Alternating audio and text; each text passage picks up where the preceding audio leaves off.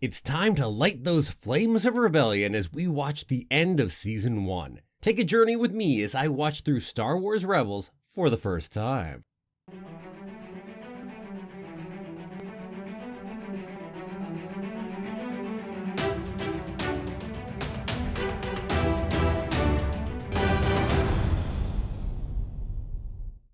Well, hello there and welcome back once again.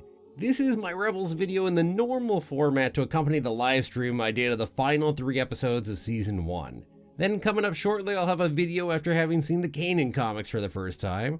And then on Sunday the 5th, I will do a live stream watch party for the first 4 episodes of Season 2. Well, anyway, let's go ahead and talk about those final 3 episodes of Season 1. First up, we've got episode 13, which is Call to Action. Now, right off the bat, we've got this giant Imperial welcome, and I'm going, ooh, who's showing up with this kind of welcome? And not to disappoint at all, it is Grand Moff Tarkin. Oh, and the way he's performed here, his attitude and personality throughout this are great. It's just so on spot. And intriguingly, it's also the same person who did the voice back in Clone Wars, as I found out.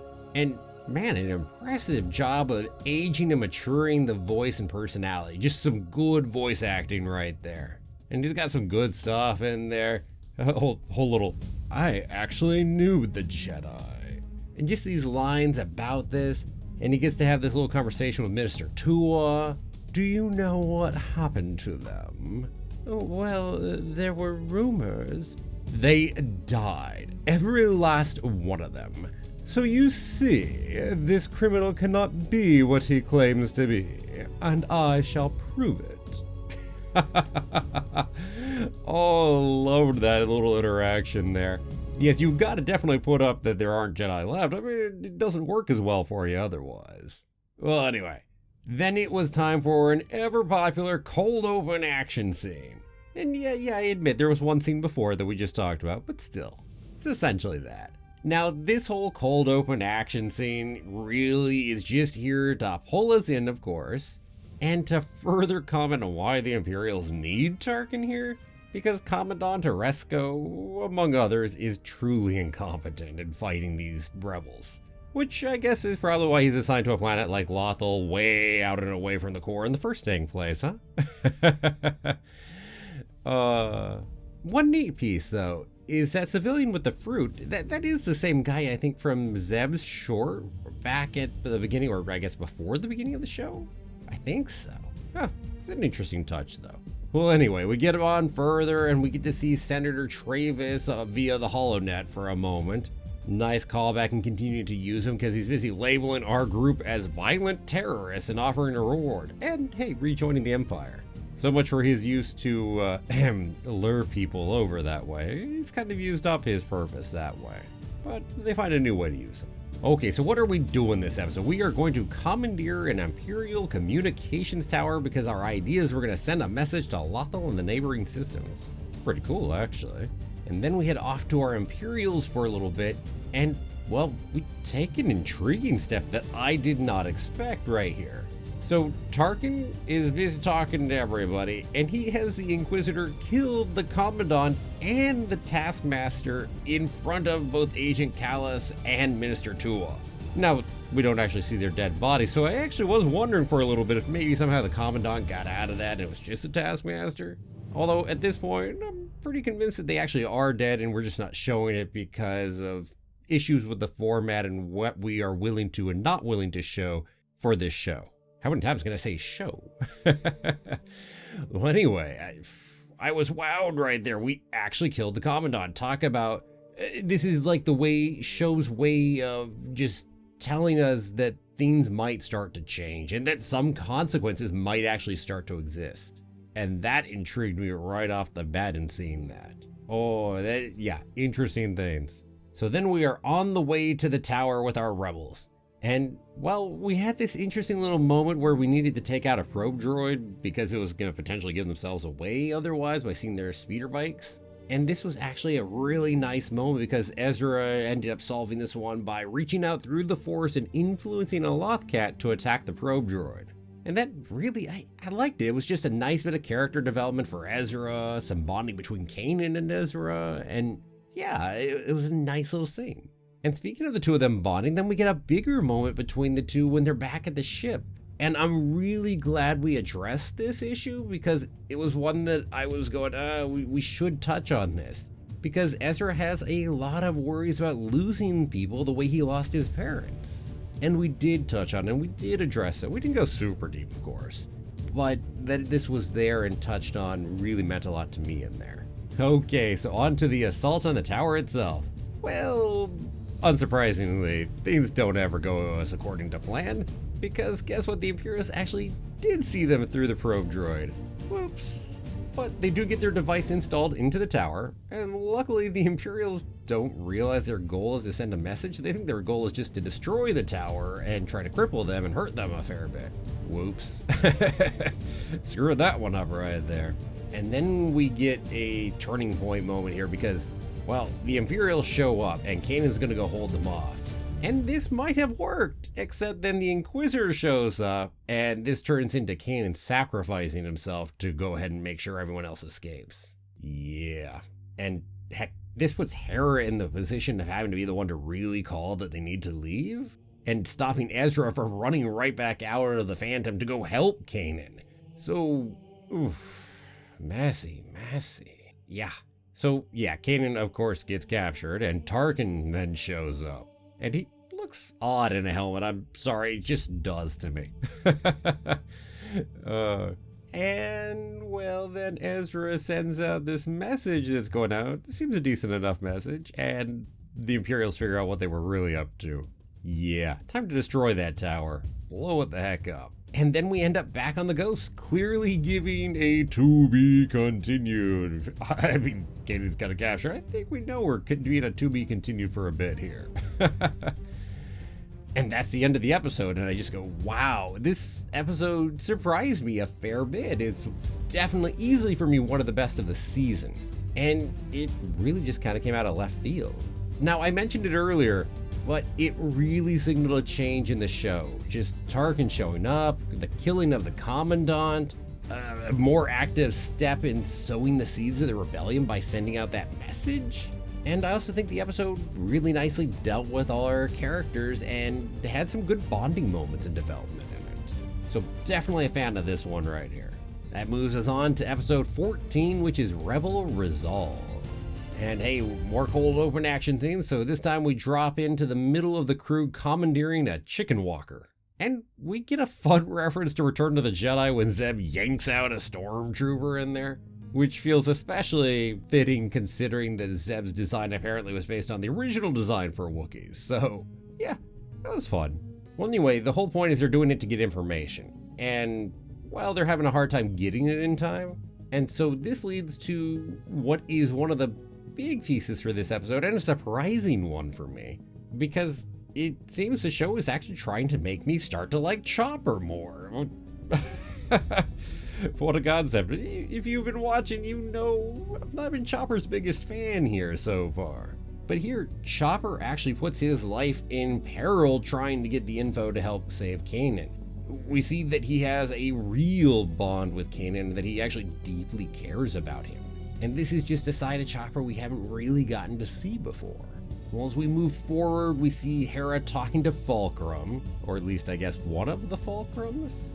And considering what they just did, well, so much for the crew staying hidden like the intent was, because now they've drawn attention from the highest levels of the Empire, unsurprisingly.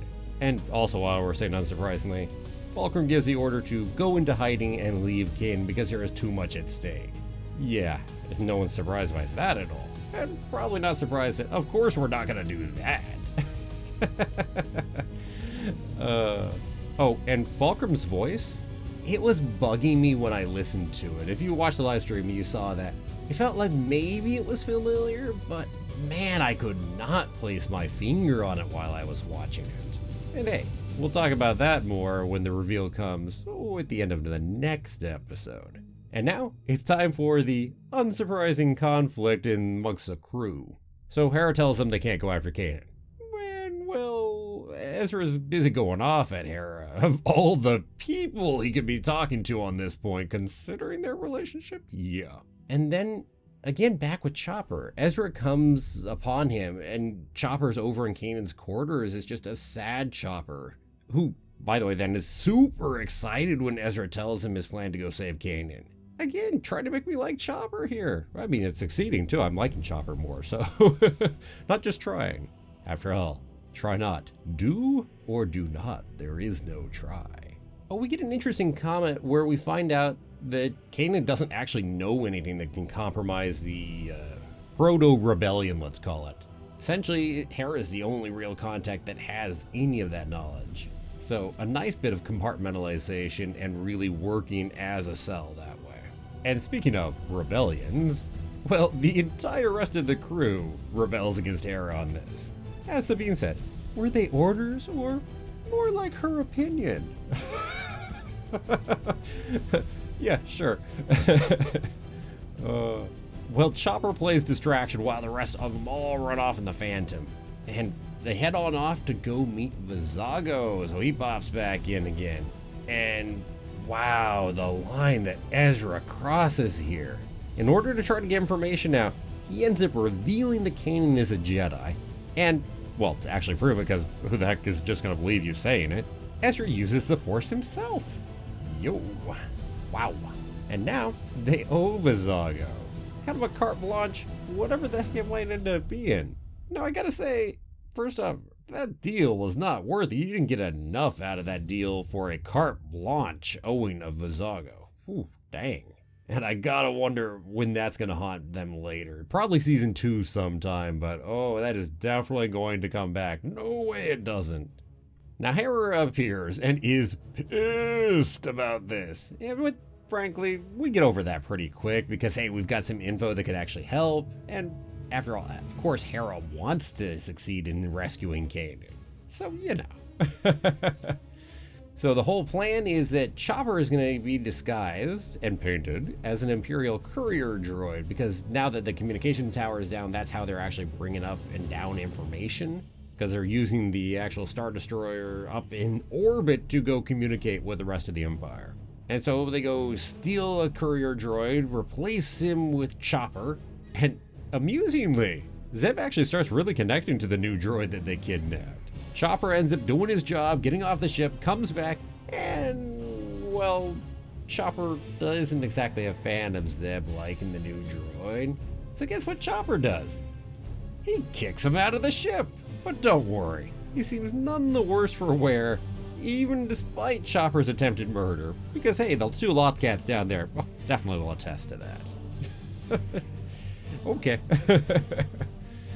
Oh man, Chopper. Wow. So what we found out is that Kanan is being sent to Mustafar.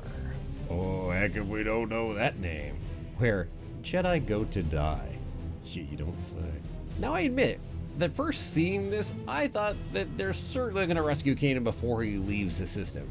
Because if not, that means Vader coming into the picture, and it just felt way too soon to me for that to happen. So I figured, yeah, they won't get to Mustafar. It's not going to happen there. Now, this definitely another good episode, if not quite as good as the one prior to it. It worked as an episode, although I do think a lot of it felt like it was intentionally stretching what might have been a 2 or maybe 2.25 episode arc over a full 3, that we just had to expand some stuff out. But that said, the Chopper stuff in here, oh man, that was very much appreciated. Even if we added another mark to his attempted murder column. Yeah, buddy. Well, anyway, let us jump to the final of these 3 episodes, the finale to season 1, Fire Across the Galaxy. This time, the cold open action scene, well, we get this great little callback actually to Sabine's short from before the show.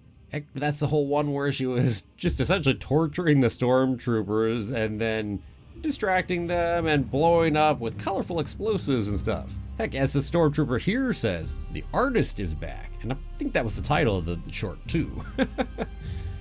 Well, the banter between the stormtroopers and Sabine is amusing. And hey, although her final explosion is not nearly as colorful. The whole thing just amused me.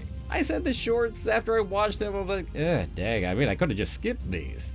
But if I had skipped these, this would not have been as meaningful to me by any means. So hey, I guess they succeeded in making that short more valuable than it had been before. Go figure, right? And now, well, they end up succeeding in stealing a transport that they're going to use to go over to Mustafar. And, well, I guess we really are going to Mustafar. Whoa, there are going to be a bunch of Star Destroyers there too. And we need a TIE fighter to get on board the ship. Now, I had been wondering when this was going to come back in, because we knew ever since we took that TIE fighter and, well, we stashed it without letting Hera and Kanan know. Well, you knew it was going to come back in. But I was not expecting what the TIE fighter looked like. Wow, Sabine went to town on that right there. It's got kind of like this racing set of colors to it almost. And, oh, I love it. Dang, definitely love that thing. Although at the same time I'm going, we're going to use that to go into a Star Destroyer? Well, we excuse it because, hey, they're only going to scan it until it actually is close enough for them to care. And by that point, it's too late. Which actually is not the worst point. But still, dang. In the meantime, before we get there, the interrogation of Kanan continues. It's been going on for a bit without really getting anywhere.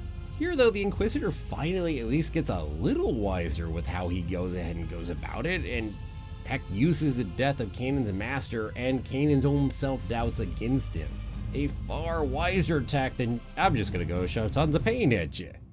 I'm just saying. Of course, really, we also know that Kanan really can't give anything away because it's Hera who knows everything anyway. So, yeah, there's that. Okay, it is rescue time. So off to the Mustafar system, and that, well, hey, right off the bat, we get Ezra reaching out through the Force to detect Kanan and confirm his location. And just another nice piece showing us where Ezra is now in terms of his development of using the Force. And in goes the colorful TIE fighter. And the stormtroopers are amusing. That's not regulation. I kinda like it. And out goes the main power because, oh, Trojan horse for you right there. Now, Tarkin, though, much to his credit, had a plan for even this kind of thing popping on up because he expected it might. It may not be enough in the end, which is unsurprising considering the show, but I'm impressed because it gave the Imperials a much quicker response to the rescue mission. In the meantime, we see Fulcrum try contacting the crew, or, well, I guess Chopper, because he's the only one left that's not on board the Star Destroyer right now? Yeah, I can imagine that ain't gonna go as too hot. Okay, now it is into lightsaber duel time. First off, Ezra rescued Kanan by himself because Ezra had to split up from the others and crawl through some air ducts. And that leaves our Jedi to go fight the Inquisitor. Time for a big lightsaber duel, and Kanan takes the lead in this and borrows Ezra's lightsaber. And hey, it's a nice lightsaber duel too. It seems some decent quality. And I love how he starts mixing it up with both lightsaber strikes and blasts of the blaster at the same time. And Ezra going, huh, I should have thought of that. Yeah, no kidding, man. Still, seems he at least missed a trick in there where it looked like the two were locked in with their lightsabers and he could have blasted the Inquisitor almost at point blank range. Yeah, it seemed like there was at least a moment where that could have been done. Well, the fight ends up becoming a 2-on-1 fight for a little while until the Inquisitor beats Ezra, who falls off the ledge. Presumably to his death. Is Ezra dead? Well, okay, probably I don't think that fooled anyone for even a moment, but hey.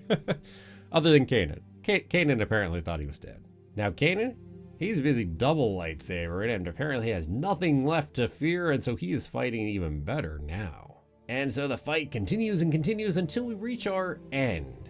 And Kanan sticks his lightsabers right in there because there's that space around the hands in the circle of the Inquisitor's lightsabers, and then slices it apart. Now, as I commented during the live stream, if Kanan could slice apart the Inquisitor's lightsaber, he also could have really just sliced into the Inquisitor's hands too. Just saying. Really, it was just incredibly poor swordsmanship from the Inquisitor to somehow have allowed that to have happened in the first place. Yeah, regardless of all of that, point is, Kanan won. And that lightsaber though, when it fell, bonus points, it's gonna destabilize the whole ship, it looks like, because I guess it hit a main reactor or something when it went down. Whoops. And then for another big surprise, at least to me, for a show that had not been willing to take these kind of moves beforehand, at least before a couple episodes ago anyway. The Inquisitor gives a final ominous set of lines, and then he lets go of the walkway to fall to his death in that exploding reactor kind of thing down there.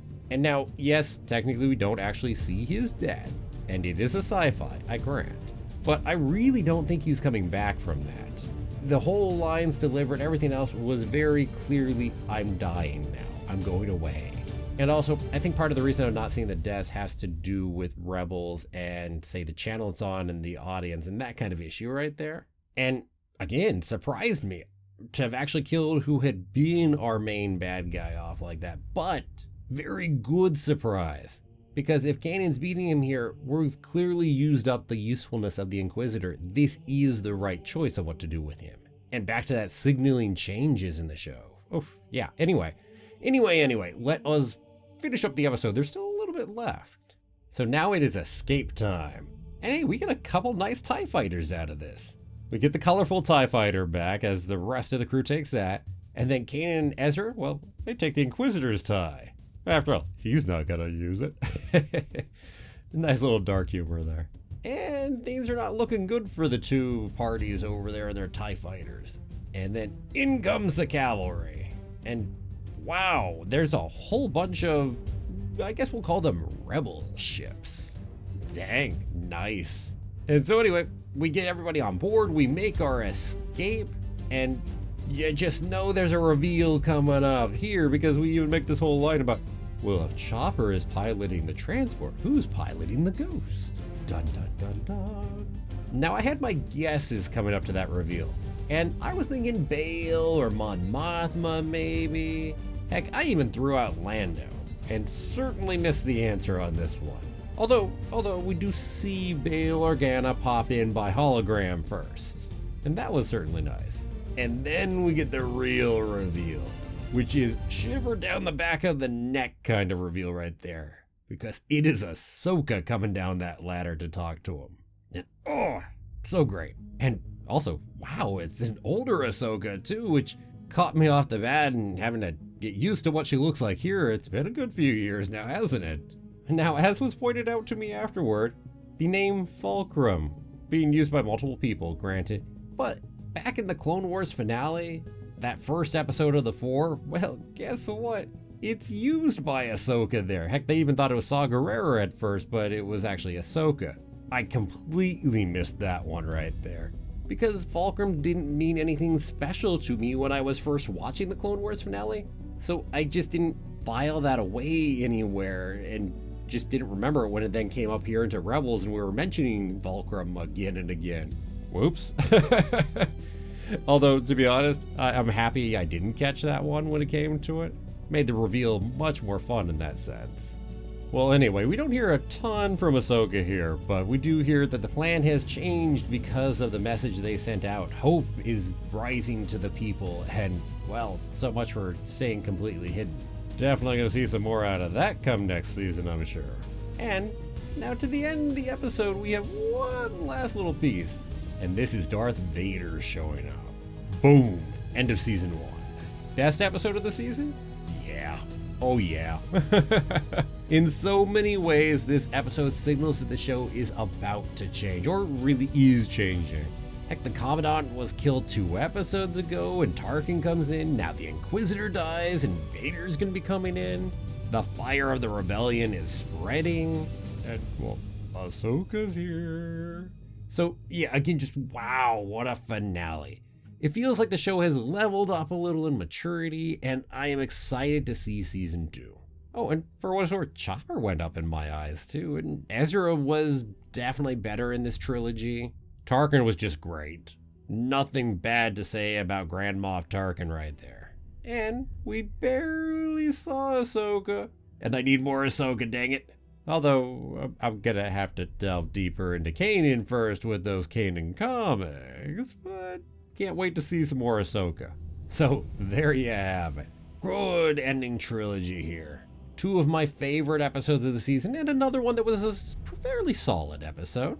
And I can't wait to see where we go from here. And in the meantime, well, what about you? Did these final 3 episodes redefine what you expected out of Rebels? And what was your reaction to seeing Ahsoka, or any of the other reveals for that matter? Let me know down below in the comments. And as always, everyone, thank you so much for watching. If you liked the video, go ahead and help me out by giving it a like, a share, and don't forget to subscribe. And I will see you back here tomorrow for another new episode of Freeform Disney. Have a magical day, and may the Force be with you always.